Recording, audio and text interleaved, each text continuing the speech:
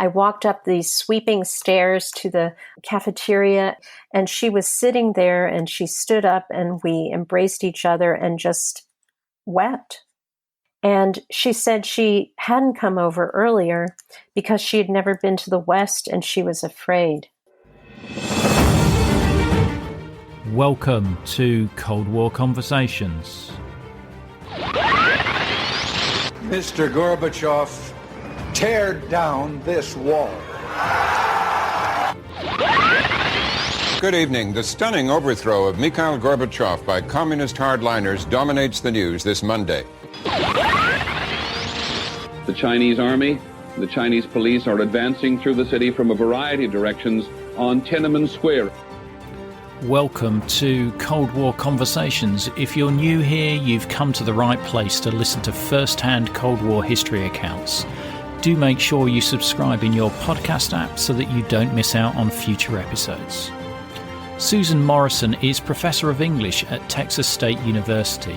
In the late 1980s, she taught in Rostock in the former GDR and then lived in West Berlin, but frequently crossed back to the east to teach and meet friends. In this episode, we talk to her about her experiences and her impression of the two Germanys in 1989. During her time in Rostock, Susan got into trouble with the authorities over a bulletin board known as the Wall.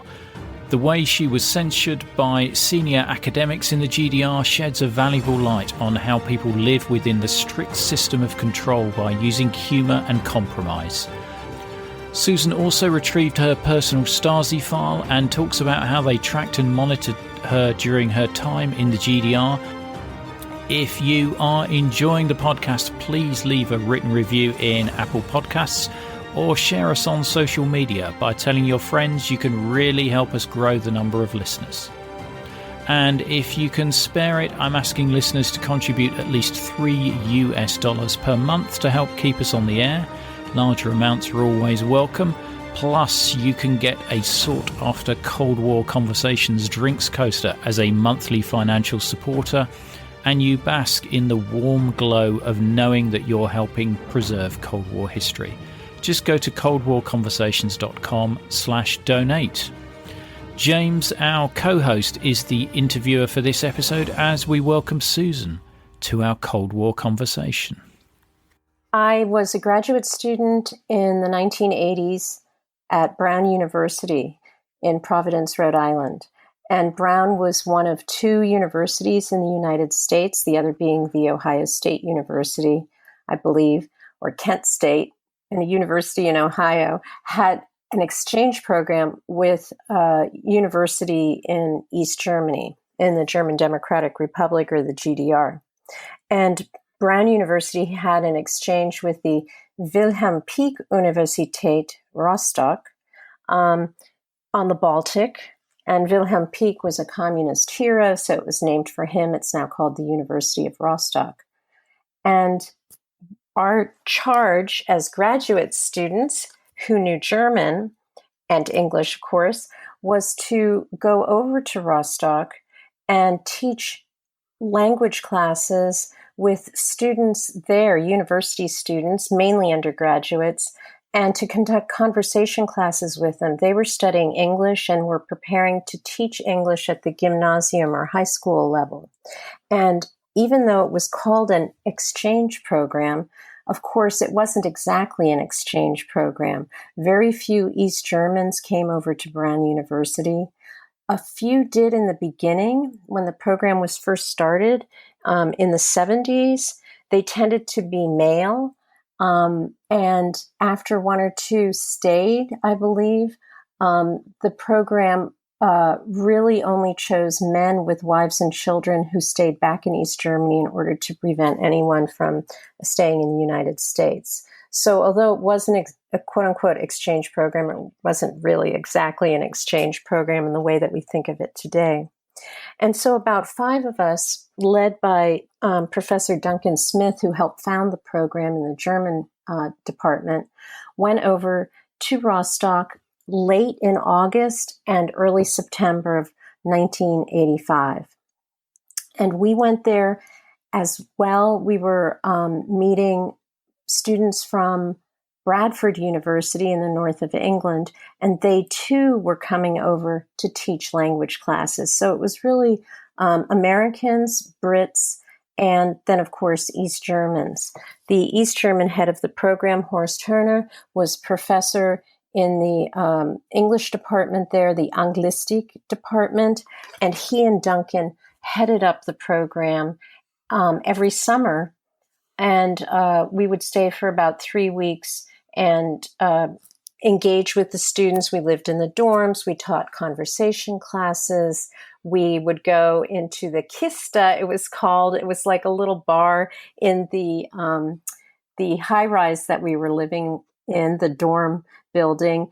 We would go there at night and drink, and there would be music performances or funny plays people would put on. So it was really quite a engaging experience in every possible way. We did some field trips to local towns, and altogether it was really fun. You know, I was 26 years old, and I was in a new country. I have to say, though, although I had lived in Germany before, I lived for a year in Munich, in Bavaria, which is a very different place than Rostock in the north of Germany, in East Germany. I knew very little going over about East Germany. And I had been told by Horst Turner, the East German head of the program,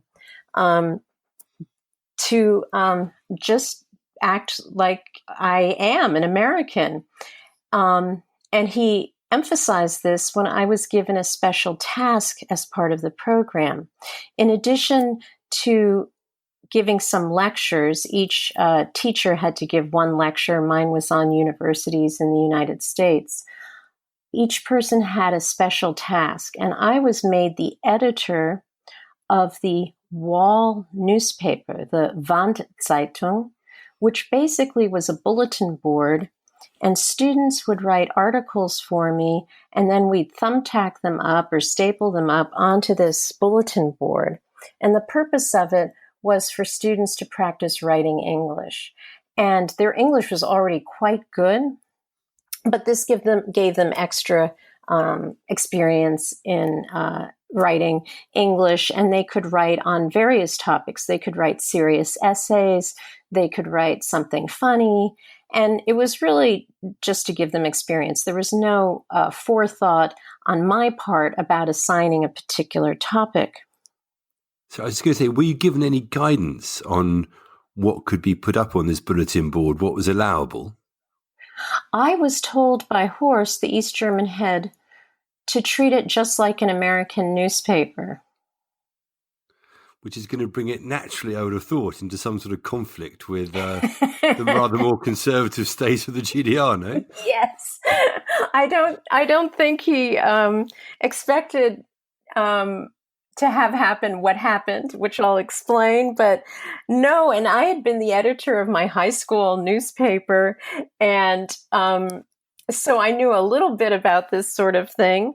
But really, I was just grateful for any student who had an idea for something to write. I would then type it up on a German typewriter, and anyone who's been on a German typewriter who's an English speaker will know what I'm saying when it's very annoying because a couple of the letters are switched in where they are. And so you're constantly correcting yourself because you're using the wrong key. But anyway, it was all good fun for a while. I had two young women in particular who are now dear friends of mine. In fact, most of my best German friends are from this program. Most of them East German, one's a Brit. And the students, these two young women, I'll call them Angela and Nellie, were the ones who wrote most of the articles for me. They also happened to be two people who had studied in Soviet Georgia for a year. And so they were going to teach not only English, but Russian on the gymnasium level. And of course, Russian was the language that every East German had to learn in school because it was part of the, part of the Soviet bloc. So they were really trilingual, Russian, English, and German. And so Angela and Nellie wrote me articles And Angela one day said, I've written a 2-part article for the newspaper. One could be put up one day and one the next. And I said, oh, that's great. And I said, what is it called? And the article was called Girls in the SU, the Soviet Union. And when she handed it over to me, she said, some people may not like this. And I was so American. I said, that's okay. If someone doesn't write the article, they can write a letter to the editor and we can put up the letter to the editor. Of course. Did you know at this point that you were perhaps being put up to fall? No, I mean, I really was just genuine. I really thought that if someone was upset with this, that we could put up a letter to the editor. And just think about it. There were maybe several dozen people involved with the program between the teachers and the students. It wasn't that many people. And I was so naive or innocent. I thought, who really cares about what's being put up on this wall newspaper, except for the people involved with the program? Of course, I learned differently very rapidly. And this first article that Angela wrote, Girls in the Soviet Union, was about so-called, quote-unquote, good girls in the Soviet Union. And I'm exaggerating slightly, but basically what she was saying was that good girls in the Soviet Union were ones who didn't think, were very superficial, who got married young and had children. And then the second article, which was never put up, was on, quote-unquote, bad girls in the Soviet Union, basically people who disagreed with the government and so on. But I posted this story as I did every morning. I put up the news stories on the wall newspaper board. It was anonymous. Her name was not there, but I'm sure that the people in charge could have figured out who wrote it very easily. And so I posted Girls in the Soviet Union. And within an hour, I was called into a conference with the American head of the program and the East German head of the program. And they told me that it had to come down, that it was going to be very problematic to have this article displayed.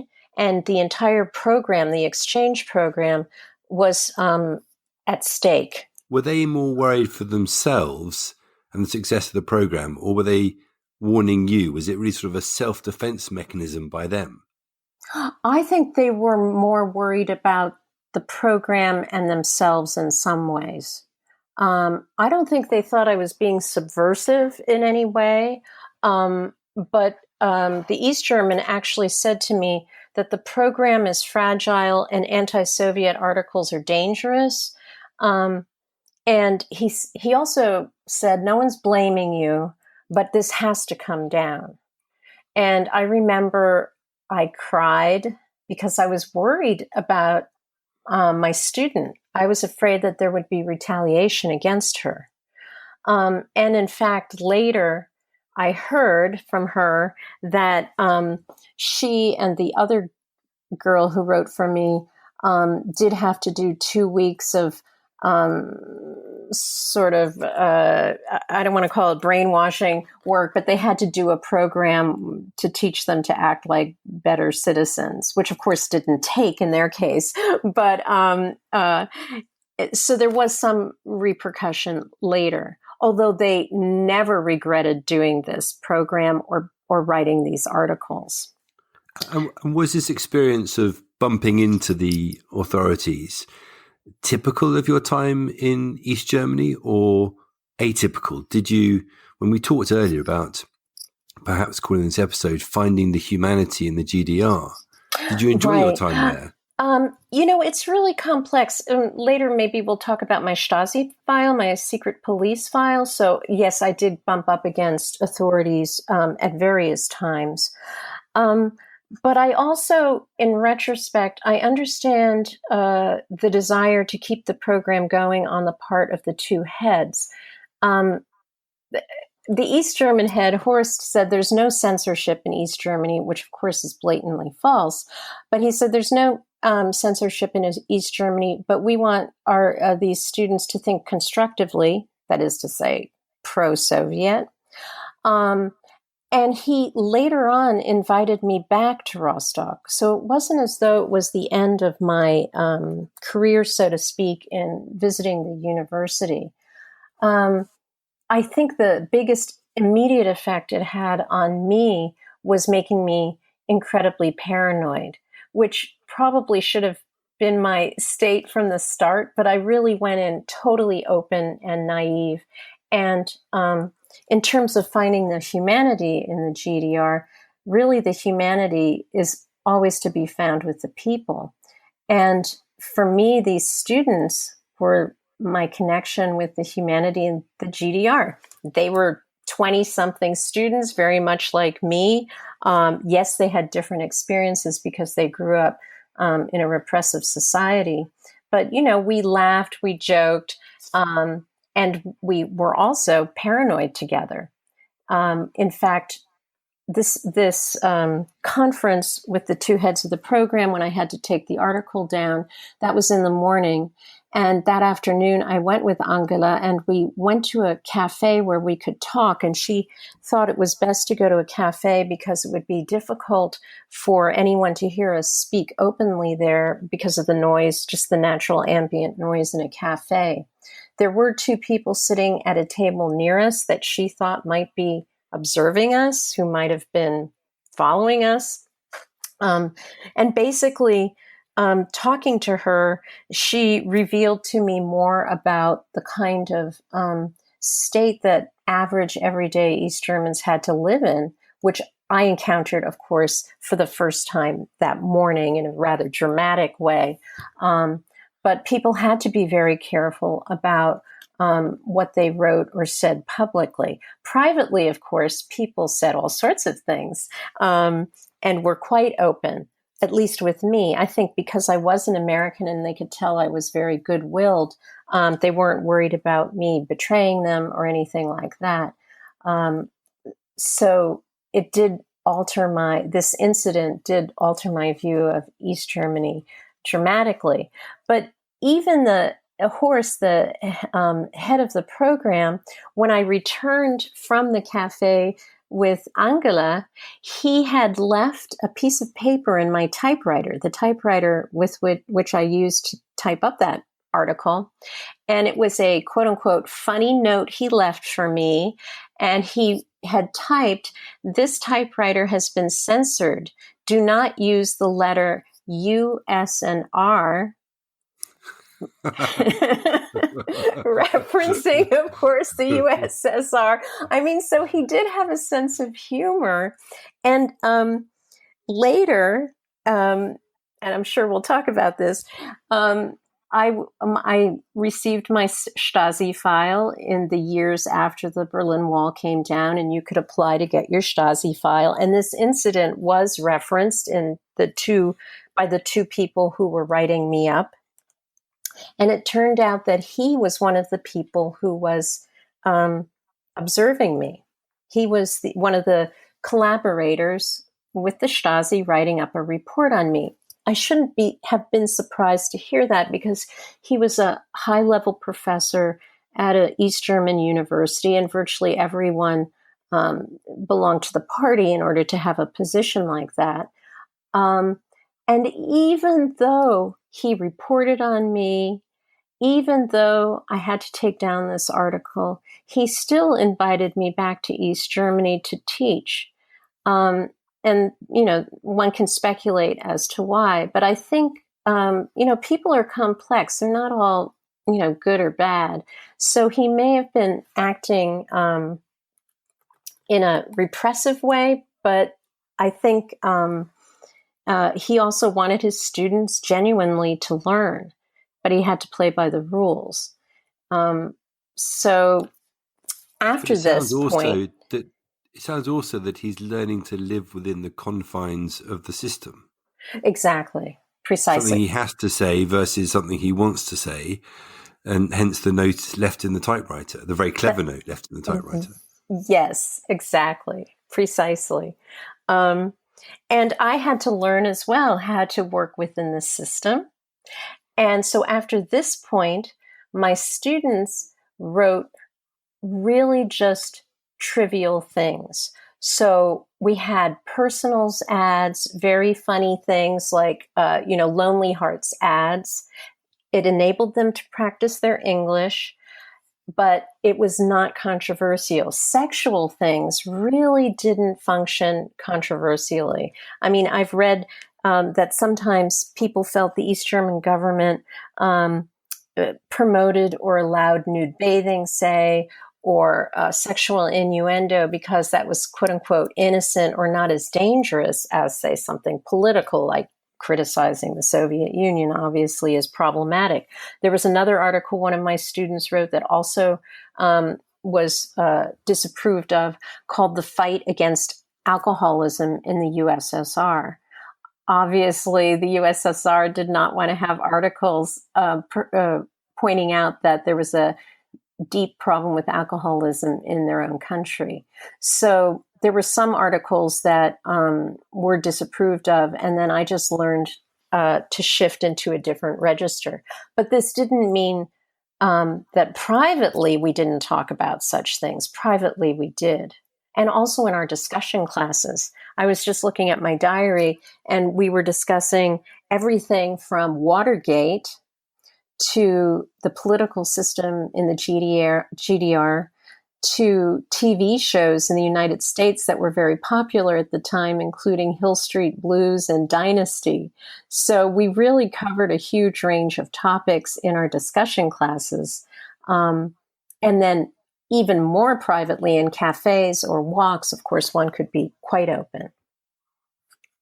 And did you find that after the event with the director of the course, that when you returned back to dorm life and to the bar, that you were a little more wary and cagey about what you said? Yes. In fact, I became so paranoid, I was convinced that our room was bugged. I was sharing a dorm room with another American from Brown University, Amy, and it's possible it was bugged. I have no idea. There's no reference to that, though, in my file, my Stasi file. And so how long were you in Rostock overall? This initial visit in 1985, I was there for 3 weeks. And then you went back again a little bit later on? That's correct. So I was a graduate student at Brown in comparative literature.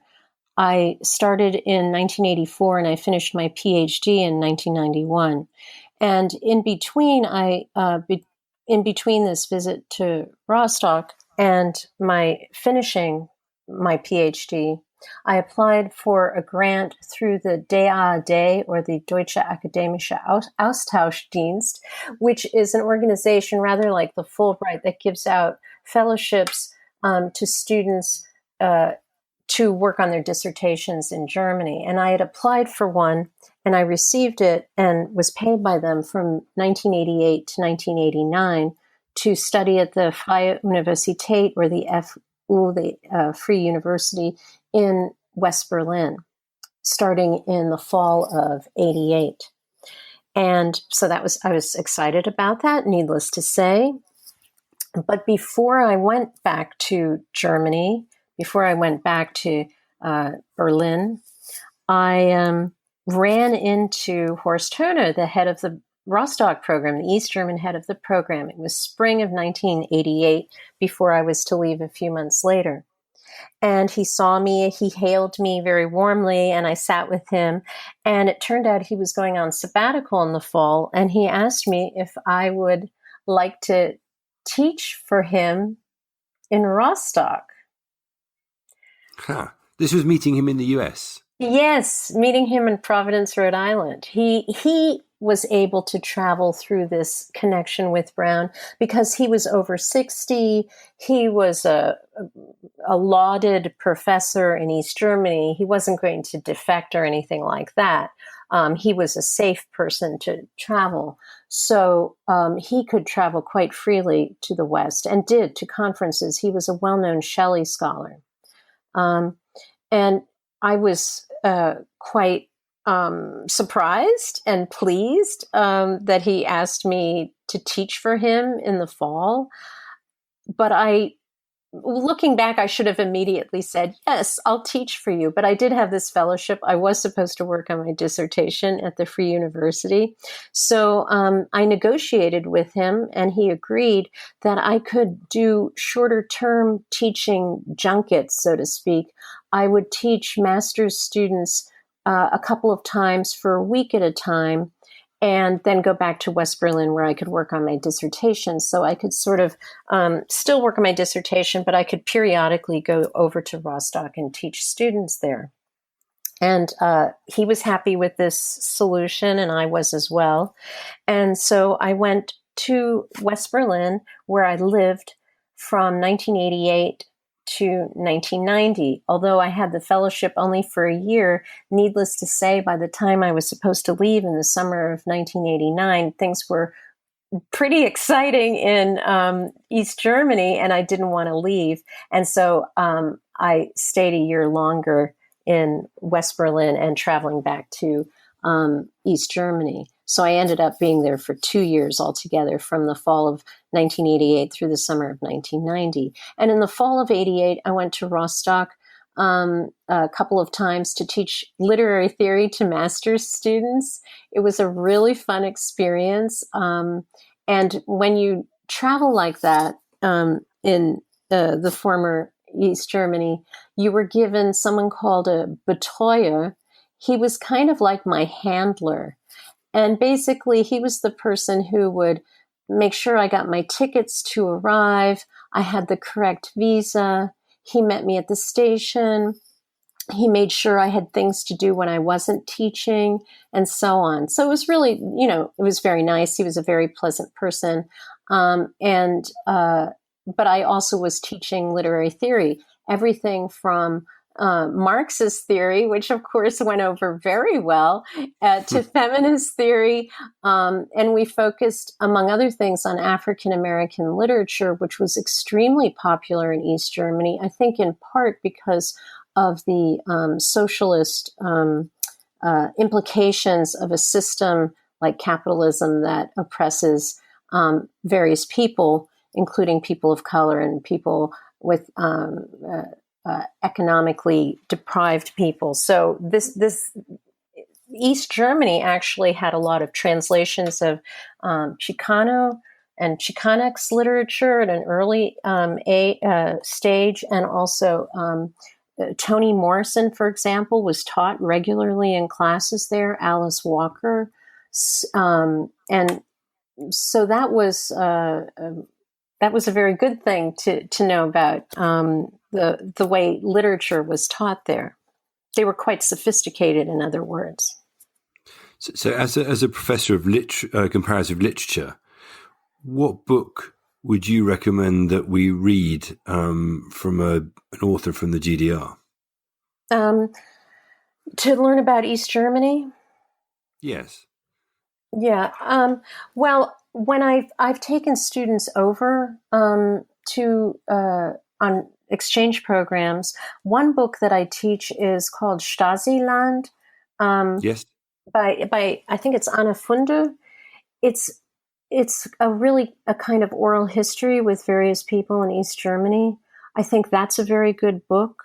I also think books by people like Irmtraud Morgner is an interesting writer as well, who I think has been translated into English. Christa Wolf, of course, is one of the most famous, but she's complicated too because she also reported to the Stasi for a time. And so it's a really tricky situation to decide who might one read because, who actually, I don't want to say sold out, but some people were seen as selling out to the government.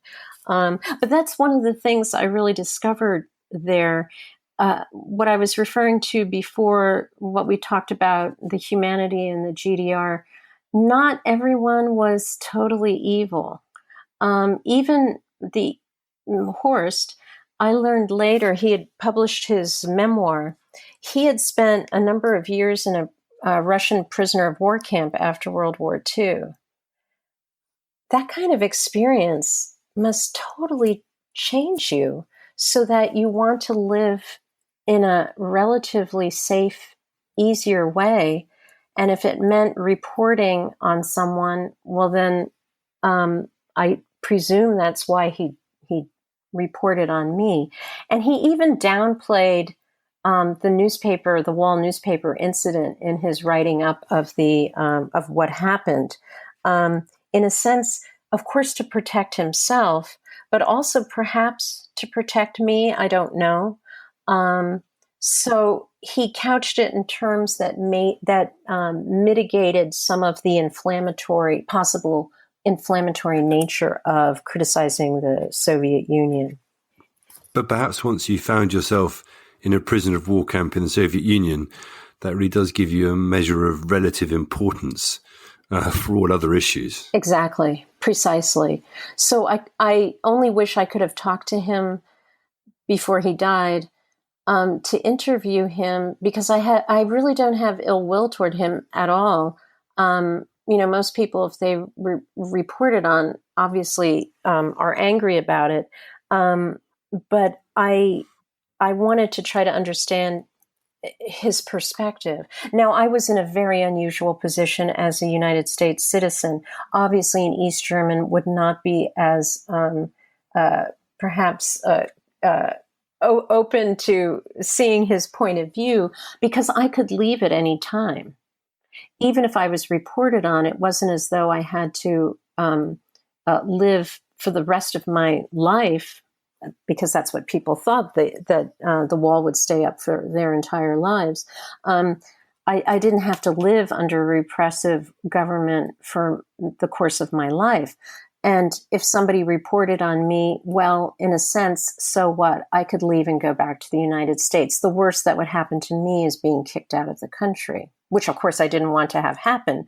But that's not as bad as what happened to some people who were, of course, shot trying to leave, or tortured and were deprived education or other things as quote unquote punishments for not thinking the way the government wanted them to think. So I was in a really privileged position, and I realized that. Now, you did mention, just leaping ahead of a few years, that you did have a friend who tried to escape in sort of 88, a few months before the wall came down. And they ended up being bought by West Germany? That's correct. It was the boyfriend of one of my friends, and he tried to escape either late 87 or early 88, was caught and was put in prison. What typically would happen with people who tried to escape, and of course the vast majority were caught and didn't succeed in their attempts, and of course a number were killed as well. They would be put in prison, and then eventually West Germany would quote unquote buy them, because they were seen as citizens of West Germany. All East Germans were considered that way. And so they were really just buying their own citizens. And it would take typically, I think, up to a year or two in order to have this process go through. The East German government agreed to basically selling their own citizens in order to get rid of troublesome elements, people who didn't want to be there, and also to get hard Western currency. And so presumably that when he got to West Germany, he was then free? Yes. To do whatever he wanted. That's correct. And the tragedy in his case is he was bought by the West German government and released only a few months before the wall came down. Not good time. But from your point of view, you find yourself in West Berlin at one of its key moments in history. Yes. And to witness, what many of us wish we had seen. Yes. So I was living in West Berlin in an area called Kreuzberg 61. Those who know Berlin know where this is. It's very close to the wall, near Checkpoint Charlie, a few hundred meters away, really. I not only would I go over to Rostock to teach periodically, I also had West Berlin residency. So because I was living there, I had a special identity card, which allowed me to travel over to East Germany as a West Berlin citizen, so to speak, or resident. And rather than the usual foreigners crossing the border to see East Berlin and taking in the sights and then coming back before the border closed in the evening, I was allowed through this special ID, me and many other people, wasn't just me, of course, I was allowed to spend 24 hours in East Germany at a time, as long as I had an East Berlin address so that they could find me or contact me. And my friend Angela, the one who wrote the controversial newspaper article, asked a friend of hers who lived in East Berlin if I could use her address as my official kind of contact address. And she said, sure. And so I would travel over, sometimes for 24 hours at a time, over to East Berlin. But I learned to play the system, and I would get my friends would contact me and say, oh, come visit me in Dresden, or come take this train and I'll meet you in Leipzig. And so I would travel all over East Germany, quote unquote, illegally. I was supposed to stay within the environs of East Berlin, but I went many other places. And the way my friends contacted me, is very various. Of course, sometimes we would arrange this when we saw each other. So let's say I went to East Berlin and we met at a museum. Part of the time, and often it would be an hour or two, we would simply discuss a calendar and what train I would take and where they would meet me 3 weeks from then or 4 weeks from then, because you had to arrange it very carefully. Sometimes I would receive a telegram. This is the only time in my life I received telegrams. I had a kind of joke with my friends there. I said that in the United States, we telephone all the time, but we only send telegrams when someone dies. But telephones were very hard to come by for the average East German. And so my friend joked that in East Germany, people sent telegrams all the time, but they only phoned when somebody died because it was a real emergency.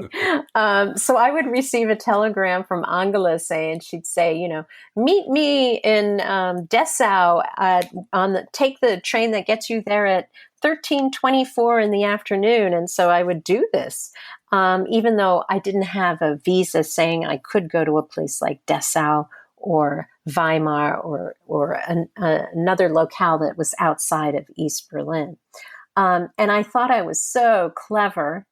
I had a beret, and I actually bought an East Berlin beret at one point from a department store on Alexanderplatz in East Berlin. But I had a Western beret that I wore as well. I had, as was typical for the late 1980s, I had huge horn-rimmed glasses, very late 80s glasses. I had a long, dark winter coat, and I thought, no one will know that I'm an American because I had this dark coat. I felt kind of like a spy. But of course, anyone looking at it could tell that it was a Western coat. And I had a little pink backpack that I used traveling all over, and no one had a little pink backpack in East Germany. So even though I thought I was being so clever, I'm sure people noticed me and could tell that I was a Westerner. However, I was never stopped when I was traveling, quote unquote, illegally through East Germany. I was stopped at the border once, though, but that's a different story. And when you cross from west to East Berlin, you crossed through Friedrichstrasse and the Palace of Tears. Yes, sometimes. So when I crossed from east to West Berlin, from west to east. Oh, from west to east. Sometimes I would use my American passport and go through Checkpoint Charlie because that was very close to where I lived. More often, I would go over as a West Berliner and I would cross at Friedrichstrasse. And one time, this was early January 1989, my boyfriend, now my husband, who was also a graduate student at Brown, visited me, and we went over several times to East Berlin to meet my friends and to travel around. When we went to Friedrichstrasse to cross over, I don't know why we did this in retrospect, but he, of course, had to go over as an American with his American passport, so he went in one line. But I went over as a West Berliner, as I typically did, with that identity card in a different line. And the way he tells it is he got through very easily and was waiting on the other side, and I never came out. And he started talking to this person next to him who turned out to be Croatian. They didn't speak a common language, but clearly this person was waiting for his friend as well, who never came out, who was stopped at the border. And what had happened was this. I had crossed over as a West Berlin resident, and I was pulled aside and taken into this very small office. It had a table, a typewriter, and a chair, I think. And they took my bag that I had with me and examined what was in my bag. And again, even though I'd had my experiences in Rostock, I hadn't totally learned my lesson. I had with me several things. One of the things I had with me was the play script for the play by Arthur Miller, The Crucible, because I was in an English-speaking theater group in West Berlin at the Technical University, and we were putting on the play of The Crucible, and I had rehearsal that night, so I had brought my playbook with me. And of course, I thought it very ironic that they found this Crucible play script of interest because, of course, Arthur Miller wrote this in order to criticize McCarthyism and oppressing people being suspected of being communists and so on. So that was one problem. I had this play script. I had sealed envelopes. I had a couple of weeks before this time, I had made one of my trips to Rostock to teach. And in those days, of course, there was no email. So I did what many people did at the time, is I wrote letters. And these letters were really just very friendly thank you letters to the people who had hosted me at Rostock. So that included Horst Turner, who was the East German head, the person who was my handler, a number of the students I wrote a couple of colleagues in that department, and they were totally innocent letters, really innocuous, I assure you. But I had put the letters into envelopes and sealed the envelopes and addressed them, and I brought them over with me for the following reason. When you traveled from West Berlin to East Berlin, you had to trade Western money for East marks. And this, again, was to give East Germany hard currency, which they very badly needed. And so you had to exchange, I think it was about 30 marks. And I actually didn't mind doing it because you would spend some of the money on food, which was rather cheap. And I would use most of my money to buy books because they made there was a wonderful book industry in East Germany, and they made actually really beautiful medieval books. I'm a medievalist, and so I would buy these books. So I brought the sealed envelopes with me because I thought, I can use some of this money I have to exchange. I could buy stamps using some of these East marks. And and then I'll mail them in East Berlin and they'll get to Rostock more quickly. That was my very innocent thought. Well, it turns out you cannot bring sealed envelopes into East Germany. And in my Stasi file, there are photocopies of every single one of these innocuous, naive letters and the envelopes with all of the addresses on them. So there's, Wow. yeah, I know. So that was the second problem I had in crossing the border. And the third was, and this really was dumb of me, I have to admit, I was supposed to send a telegram when I was in East Berlin to my friend Angela to tell her when my boyfriend and I would meet her. And I thought I was being so clever by having her address on a little tiny slip of paper that I stuck in my place script, but not her name. Oh. Wasn't that clever of me? Who would ever find this? Why didn't I memorize her address? Well, of course, the guards go through my play script and they find this little slip of paper, which is also photocopied and in my Stasi file, and it has my friend's address, but not her name. And she lived in an apartment building, so it could have been a number of people. And they kept asking me, and all of this was conducted in German because my German was quite good, accented, but really pretty much fluent. And they said, whose address is this? And I said, ich weiß nicht, I don't know. And I just kept saying, ich weiß nicht. I played the dumb American. In part, it was typecasting because I really was a dumb American at that particular moment. Shame. And if you just keep saying something, eventually they'll accept it, I guess. And I had a very young guard who was questioning me. In retrospect, and the way he wrote about me in the file, he was kind of not hitting on me, but kind of flirting with me. I was a young woman. I was friendly. He was a young man. I didn't think he wanted to, totally destroy my life or anything. But he did have to take all of my stuff away.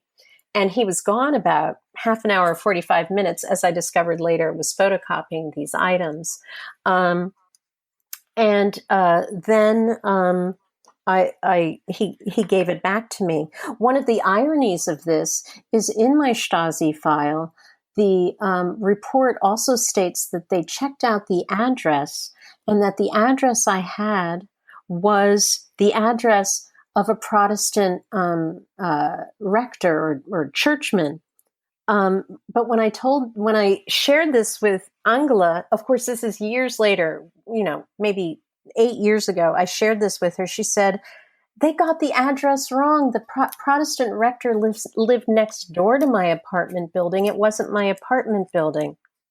So they even got that wrong. So that's another lesson, is that the Stasi was not all knowing, and they often messed up quite a great deal. And the reason why the Protestant rector was kind of a red flag from the East German government perspective was that a lot of the resistance or opposition movements really had a home or a base and support within the church, because the church was seen as oppositional to the repressive government.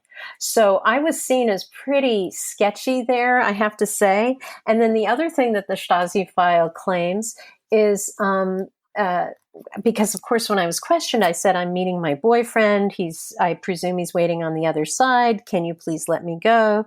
And they said that he was an American soldier, which was not true at all. He was a student of 18th century British literature, very far from being part of the military. And finally, I was released, and I go over and we walk around East Berlin, and I feel very paranoid again at this moment. I suspect we're being followed. Somebody does come up to us asking to exchange money on the black market, which would happen periodically. People did this, and you're always supposed to say no, needless to say. So this man did come up and ask us if we wanted to exchange money. We said no, but I have a feeling that this was kind of a setup in the wake of my being held at the border. And then while we were walking along, here's my boyfriend. He knows no one in East Germany. And suddenly he's saying, "Hey, how are you?" to this man. And I think, who is he saying hi to? It turned out it was the Croatian fellow who was also waiting for his friend who had been held at the border and had been, like me, eventually released. So it was that was a lesson that even when you're acting with goodwill and naivete or innocence, you could be held at the border. What you have can be misinterpreted or even incorrectly understood by a supposedly omniscient power structure. And for example, they had the address wrong where my friend lived and so on. And I wasn't a spy or anything like that. I was just a rather perhaps naive young woman. So you find yourself in Berlin in late 1989, and the rumblings are starting that changes afoot. How aware are you of these changes, given that you're able to cross the border? And where are you on the night that the wall actually falls? Yes, I was very aware of it. So just to tell maybe two stories leading up to the fall of the Berlin Wall.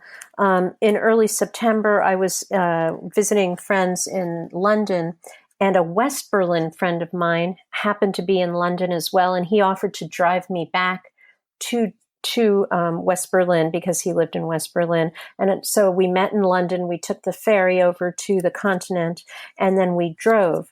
And of course, you would drive through West Germany, and then you would hit the East German border before you could get to West Berlin. West Berlin, of course, was kind of the donut hole, with the donut itself being East Germany surrounding it. So we had to go through West Germany, then East Germany to get to West Berlin. And we crossed the border into East Germany, and we were in my friend's kind of beat up old BMW. It was obviously a Western car. And towards dusk, the East German traffic police stopped us and said that his rear tail light was out, which was true. And because of this, we had to spend the night by the side of the highway until morning. We couldn't move. And it was the highway. It wasn't like a Autobahn or anything, but it was a busy highway, and we had to literally stay by the side of the highway. So anytime a car went by, our car shook.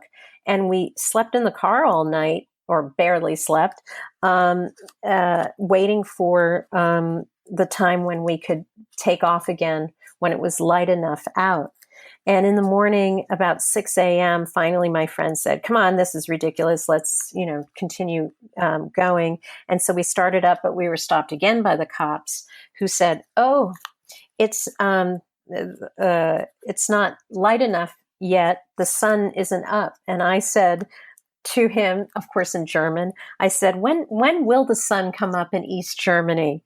Which was kind of prescient if you think about it in a metaphorical way, because the sun was about to come up in East Germany within a few months.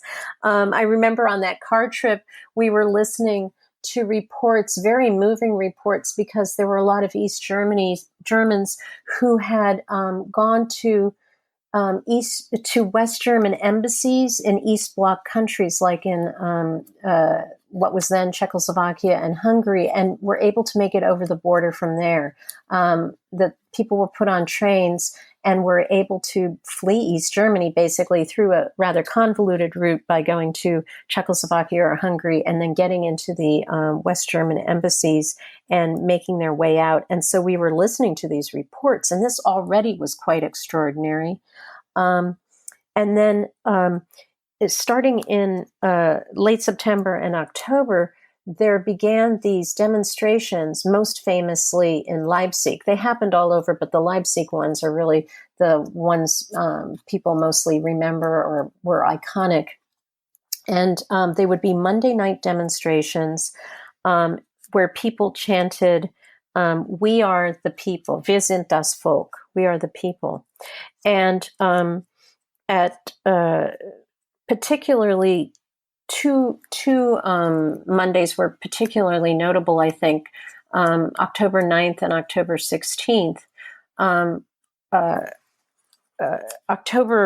weekend of October 7th and 8th, a friend of mine wanted me to meet her in East Berlin, and I went to Checkpoint Charlie to try to cross there, but the guard said, no one's allowed to cross today. It was a Sunday. I said, why can't I go over? And he said, we can't give out information at this time. So I went to Friedrichstraße to cross over there, but there were cops at all the entrances, and no one was allowed to go over into East Germany or East Berlin. And this was the day before the October 9th demonstration. And there were rumors, which later I think were confirmed, that the army had been called out and people were afraid there would be bloodshed at the demonstration. In fact, an East German friend of mine contacted me on the day before the October 9th demonstration to say she was afraid there would be civil war in her country. Well, there was no bloodshed that night of October 9th. And then the following weekend, my friend from Leipzig met me, and we traveled in East Germany to a little lake and went swimming. And she said, why don't you come tomorrow to the October 16th demonstration and join me? And I'll be honest, I was really afraid. I thought it would be another Tiananmen Square incident, which had taken place only a few months earlier. And people were saying that they were afraid that there would be bloodshed. And so I was a coward, basically. I didn't go over that day to join the demonstration. But through people's goodwill, really, and some really courageous people like Kurt Masur, the conductor, I think a couple of politicians, and even a few these politicians, you always think of politicians as always being bad in East Germany, but the order to shoot was not given. And 2 days later, Erich Honecker, the general secretary, the head of East Germany, resigned. So it was an extraordinary time in this mid-October. I mean, it seemed every day as though something new, something dramatic was taking place. And then, of course, November 9th is the night, Thursday night, when the wall finally, quote unquote, came down. And it was because I even have in my diary, I watched Aktuelle Kamera, and a news program where the East German politician Schabowski, I think it was, made this announcement that the wall would open, and he was asked when, and he said, well, something along the lines of right away. And I was thinking in a very German way. I thought, oh, it's going to open up right away, but there's bureaucracy and it's going to take a while to set up how they're going to do the visas and so on. So I went to bed that night, even though I was about 300 meters from the wall. I went to bed very, very calmly. And I thought, excited, happy, but I thought it would take a while for the wall actually to, quote unquote, open. But that night, I got 2 calls in the middle of the night. One was from my British friend who had taught in East Germany in Rostock with me. And she said, oh, isn't this exciting? This is incredible. And I said, yeah, it's pretty exciting. And of course, she had been watching all of these news reports with people crossing the wall and champagne and just total mayhem. And I didn't know what she was talking about. I just thought she meant, yes, it's an exciting time. Things are changing. But I really thought it was going to take, a few more weeks or months. And then a couple of hours later, I got a call from an American friend of mine who had studied in West Berlin with me. And she also said, wow, this is incredible. And again, it really didn't hit me until the next morning that the whole world had changed. And I was supposed to teach some little children English that afternoon. I went to the class, but the parents said, oh, this is too exciting. Let's go to walk to the wall. And so I walked to the wall with them and the little kids. And it was just miraculous. I was, people crying. It was incredible. But to me, the more remarkable incident was really one that deals with my friend Angela again. I had long planned with her to meet her that Sunday, the Sunday, as it turned out, after the Berlin Wall came down. This had been long planned. I was to meet her in the morning about 10:30 at the Bode Museum on the Museum Island in East Berlin. And we were supposed to meet in the cafe there, and then we would see art and walk around and talk and so on. And I kept expecting her between that Friday and that Sunday, I kept expecting her to show up at my apartment. So I didn't go out as much as I would normally have done because I kept thinking, oh, she's going to come here. This is her chance, finally I can host her. I don't have to rely on her hospitality. I wanted to be the host. And she never came, she never called. And so I went, as we had long planned, to the Bode Museum. And I walked up these sweeping stairs to the cafeteria at the museum, very beautiful, old-style cafe. And she was sitting there, and she stood up, and we embraced each other and just wept. We just couldn't believe it. And she said she hadn't come over earlier because she had never been to the West and she was afraid. What was she afraid of? That she wouldn't be able to go back, or that it would be so different? I think that it would be so different. The West was a place that of course she'd seen images of, but she'd only heard tell of. It would be like going almost to the moon or something. But when she did come over, you showed her the crosses that commemorate those who died trying to cross into West Berlin. What was her reaction when she saw those? Yes. So we walked along the wall. We walked by the Reichstag, which is on the western side by Brandenburg Gate. And right there, and they're still there, by the Reichstag, there are crosses in honor of, in memory of people who had attempted to escape East Germany and had been shot or killed trying to come over. And so these crosses would have their names and their stories there. And when she saw this, again, she cried. She had never known about it because no one in East Germany, people hadn't been taught about these killings. Of course, we knew about them in the West. They were famous in the West. They were signs of the inhumanity of East Germany. But this was not common knowledge in East Germany, and she couldn't believe it. She cried. And then eventually we made our way to my apartment, and I remember feeling a bit ashamed because my apartment was nothing special. It was even a little shabby, it's a grad student apartment. But she kept exclaiming about how wonderful this was or that was, some appliance.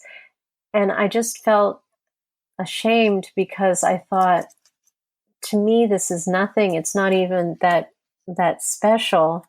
But to her, either it really did seem better than something she could have gotten in East Germany, or it seemed better because it was Western and therefore had to be better than what was found in East Germany.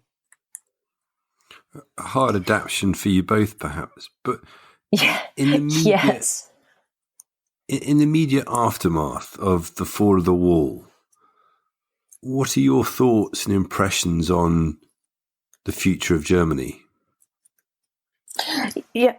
So in the immediate aftermath, I think one of the sort of slogans that best sums up some of the changes is in the October demonstrations, people chanted, "Wir sind das Volk," we are the people, meaning they had a voice, they wanted to be heard, and that the East German government to hear them. But rapidly those chants, and the demonstrations continued, the chants became, "Wir sind ein Volk," we are one people.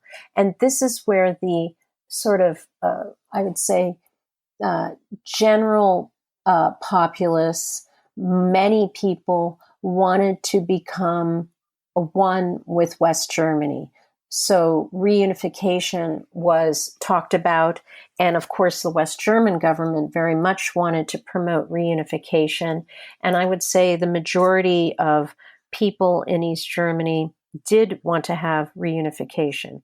But that's kind of the story that is told, certainly in the United States, that it was inevitable and it was a good thing that that East Germany should disappear and become part of West Germany. That's part of the natural arc of history. That's kind of the story that's often relayed. But my personal experience with my friends in East Germany tells a different story. And granted, I dealt with mainly academics and intellectuals. So it's not perhaps a standard story that you might hear. But many of the people I knew did not want to become part of West Germany, which they thought was a corrupt, capitalistic society. They wanted to create their own truly democratic socialist nation. Instead of being a repressive government, they wanted to retain their independence from West Germany, stay their own independent country, but become a better country, a truly democratic one. And those voices were really drowned out in the kind of, I don't want to say hysteria, but the enthusiasm and for becoming part of the West. In fact, I remember there was a cigarette called West cigarettes, and the advertisement was "Test the West." And it seemed like everything was conspiring to have East Germany become part of West Germany. I had noticed at the time as well that the political cartoons about what was happening in the German press and the English language press, both U.S. and British newspapers, almost always anthropomorphized the countries in terms of gender. That is to say, if there was a political cartoon depicting East and West Germany was always depicted as female and West Germany as male. And then, of course, the metaphor of marriage was used, and it seemed inevitable that East Germany should marry West Germany and, of course, lose its name and its identity. And so I went to a number of demonstrations. For example, I went back to Rostock in, I think it was February of 1990, and Helmut Kohl came to speak, the West German chancellor, and he was talking about reunification. And there were many people supporting him, but there were also some people there who did not want to become part of West Germany. And when I read the reports in the newspaper the next day, no one mentioned those people carrying signs saying they wanted to retain their own independence. Really, the whole press seemed, or most of the press seemed geared toward promoting this one sort of quote unquote inevitable narrative that there would be unification. And as the process of reunification starts, that loss of the GDR and the loss of the identity of the GDR, how did your friends in the country feel about that? Oh, they were saddened by it. Obviously, they weren't sad to lose the Stasi or the oppressive government, or they were not sad to lose being kept behind a wall. They were not sad to see the wall go. But imagine losing your country. In my generation, that's unimaginable. But people have experienced this in different ways throughout the world. Sometimes you're happy to lose your country if it's a really bad one. But in this case, people, particularly the feminist scholars I knew and feminist thinkers, said there's a lot of advantages to the East German tradition. There was universal childcare. Women worked, which was, that was seen as a point of pride for these women. there were things that they were worried about losing. And in fact, one of the sort of bizarre stories, I think, again, it was in February of 1990. There's a kind of strange story that came out of this. Things were changing so rapidly. And my friend in Leipzig worked with a feminist consortium that kind of sprang up in the wake of the October demonstrations and then the fall of the Berlin Wall. And right after the fall of the Berlin Wall, within the next month, the Stasi buildings, the files were attacked. Some of them were destroyed, sometimes by the Stasi themselves, I believe, and sometimes by people whose own files were in there. And so there was quite a lot of chaos. But in Leipzig, at least, the city government ended up confiscating cars that had been used by the Stasi and allocating them to various organizations that needed to have cars. So you could make a request, you could fill out paperwork and say, my organization needs a car. And her organization was this feminist initiative. And so they actually were loaned, I don't think they were given, but they were at least loaned the use of a Stasi car, a former Stasi car. And which is just very strange. I mean, it was within 2 months or 3 months before it had been a Stasi car used for surveillance. And then suddenly these feminist thinkers got it. And I remember, she picked me up in Berlin, and we went off to Rügen, which is this beautiful island in the north of Germany, in this Stasi car. And it was like, how could this have taken place? So there were incidents like that made you think that you were in some surreal universe suddenly, simply because even the people with the highest hopes about change in East Germany never expected the events to unfold the way that they ended up unfolding. Certainly that story of the Stasi car and the feminist group is a fantastic juxtaposition of old and new in Germany at the time. Yes. Now, you then go and apply to see your Stasi file. How did you do that, and what did you find? Okay, so I never actually went to the building where my file was held. Everything I did via post. And so, if someone listening to this thinks they have a Stasi file, you can apply to the various government organizations that will then send you your file. So I did this in the mid-90s once it became clear that this possibility did exist. And I got part of my Stasi file at that time. It was mailed to me about a year after I made the application. And then a number of years later, I asked if there was anything else in my file, and you could make a special request to find out who had written the reports about me.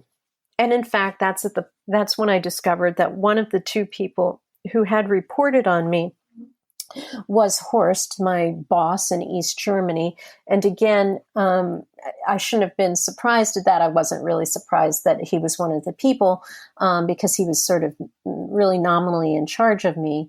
But again, the things that he said with the newspaper incident, for example, were couched in relatively good terms. He praised my ability of getting along with people. He said I was a very good teacher.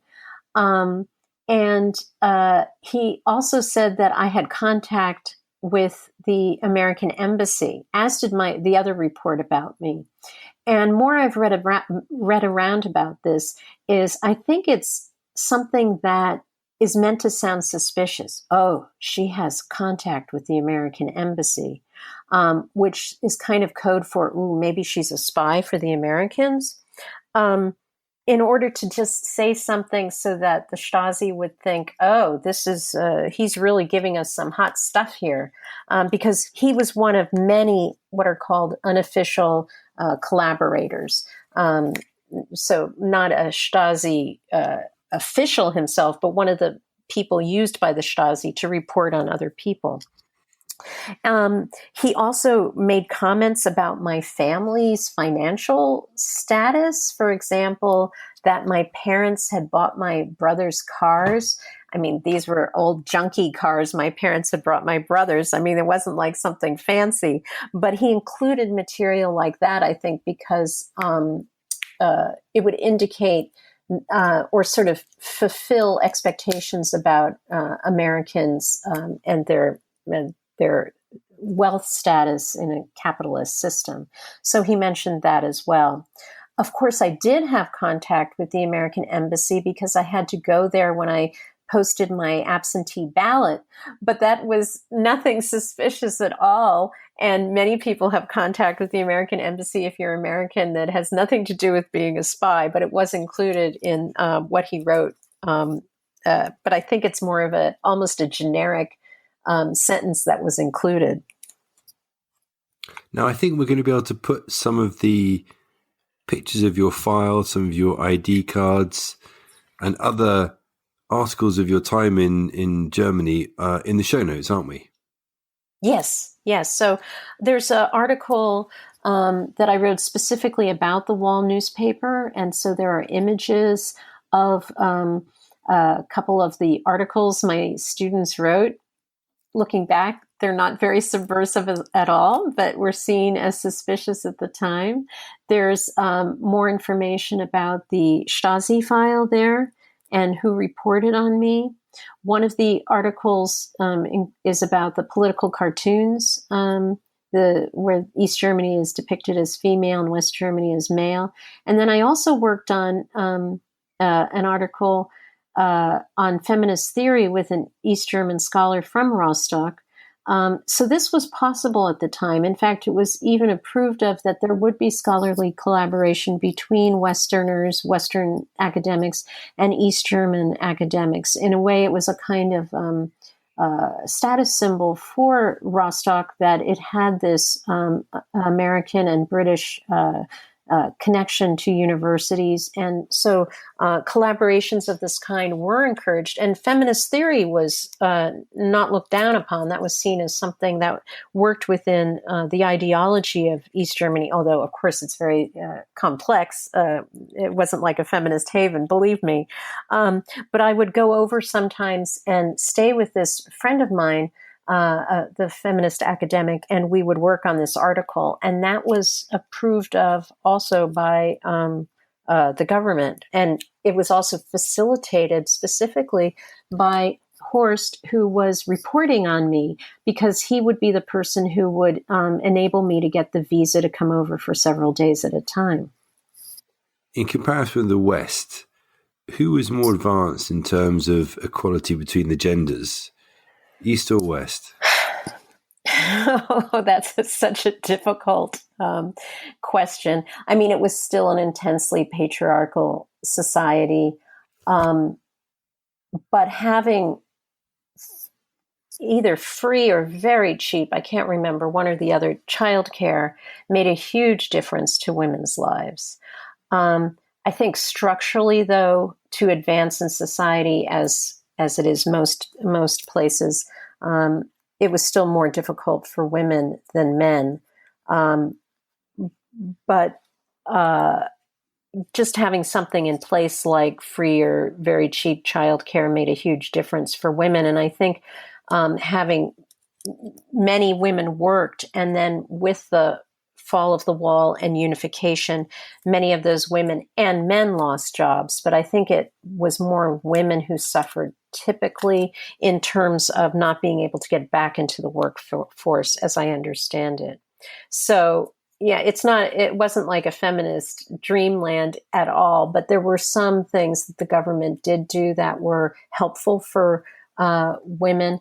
On the other hand, most people married at a very early age, in their early 20s, and began having children quite quickly. And that also changes, well, it can be good or bad, but it changes your opportunities and the kind of life that you'll have. And it wasn't as though people couldn't travel. People could travel within the Soviet bloc, but one of the standard things for many in the West at the time might be to go on a backpacking trip through Europe, Western Europe typically. People in the East would go on bicycle trips or backpacking, but in the East Bloc. But if you marry, and if you're married in your early to mid 20s and have kids, that kind of changes the trajectory that your life will have. So I think both the East and the West have gender problems, gender problematics. That's another thing that was lost with unification. It was like everything from East Germany was considered quote unquote bad, but there could have been some things that people learned from the East that the West could have learned from the East, such as childcare issues. And that wasn't possible at the time. Susan, thank you very much indeed for your time today to come and talk to Cold War Conversations. It's been an absolute pleasure. Thank you for asking me. It was a real joy to talk to you.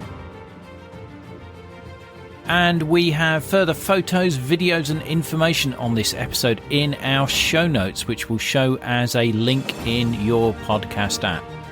Don't forget, if you'd like to get one of those Cold War Conversations coasters, help keep us on the air, then head over to coldwarconversations.com/donate. And if you can't wait for the next episode, do visit our Facebook discussion group where listeners just like you continue the Cold War conversation. Just search for Cold War Conversations in Facebook. Thank you very much for listening. It is really appreciated. Goodbye.